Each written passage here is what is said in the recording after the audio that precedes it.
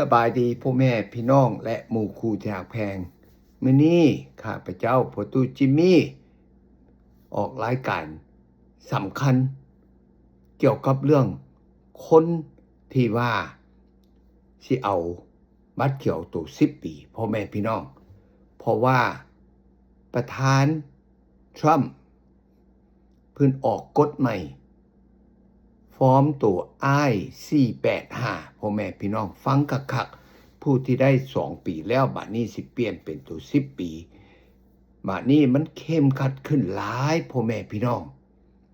เป็นหยังค่อยเว้าจังซั่นเขาเอิ้นกฎตัวนี้เขาเอิ้นว่า Public Charge Rule แปลมันสิออกกฎใหม่ว่าฟอร์มกับตัวใหม่อีกบ่แม่นตัวเก่าเริ่มเดือน9วันที่18เดือนหน้าฟอร์มตัวนี้แม่นฟอร์มตัวใหม่พ่อแม่พี่น้องมันสิถามเรื่องคนประกันเอาบัตรเขียวหรือว่าผู้สิเอาตัวบัตรเขียว10 ปีมันสิคนแปลว่าสิถามว่า2 คนเหมือนนี้ได้กินเงินรัฐบาลบ่สมมุติว่าคือ Welfare Food Stamp EBT หรือว่า WIC แนวใดแนวหนึ่งเพราะว่าประธานของทรัมป์นี่แปลว่ามันบ่อยากให้คนที่ว่าแล่นเอาบัตรเขียวที่ว่าอาศัยช่วยเหลือจากรัฐบาลถ้ามีกรณีนี่แปลว่าความหมายว่ามันสิบ่ให้ต่อตัว10 ปีเพราะว่า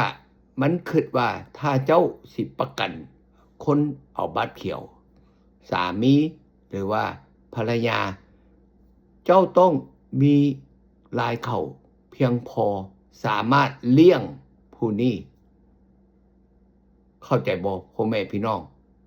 เพราะจังซั่นในฟอร์มมันต้องมีคำถามเพิ่มเติมเฮ็ดให้ยุ่งขึ้นยากขึ้นหลายพ่อแม่พี่น้องเพราะจังซั่นถ้าผู้ใดอยากยื่นตัว10 ปีนะ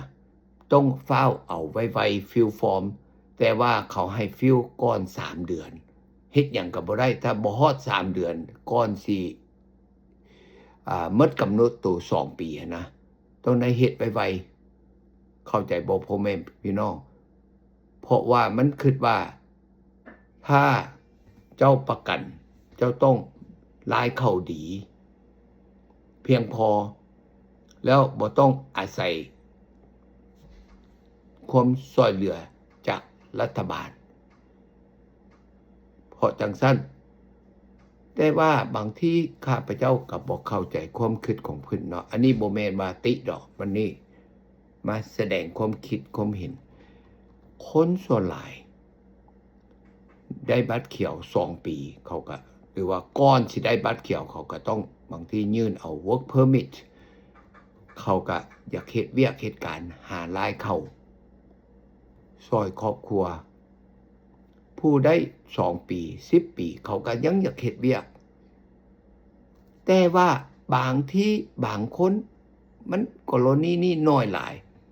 ที่ว่าได้ตัว10 ปีแล้วสิว่าโอ้สิไปกินเวลแฟร์ไปกินหยังน้อยหลายพ่อแม่พี่น้อง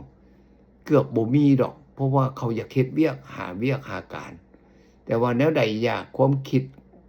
ของเพิ่นบ่คือกันนำเฮาเฮ็ดหยังบ่ได้เพิ่นตั้งกฎออกมาเฮาก็ต้องได้เฮ็ดตามเข้าใจบ่พ่อแม่พี่น้องเพราะจังซั่นขอแบ่งปันคลิปตัวนี้ให้คนเรียนรู้ไวๆบ่ว่าคนลาวคนไทยหยังก็อย่าโอเคสุดท้ายจื้อเมียนผู้ใดอยากติดตามข้าพเจ้าอยู่ YouTube Channel ขอกรุณาไป Jimmy Sher JIMMY นามสกุล SHER ไปเบิ่งได้24 ชั่วโมงยามใดเวลาใดบ่อนไหนก็ได้โอเคขอบใจพบกันโอกาสหน้าบ๊ายบาย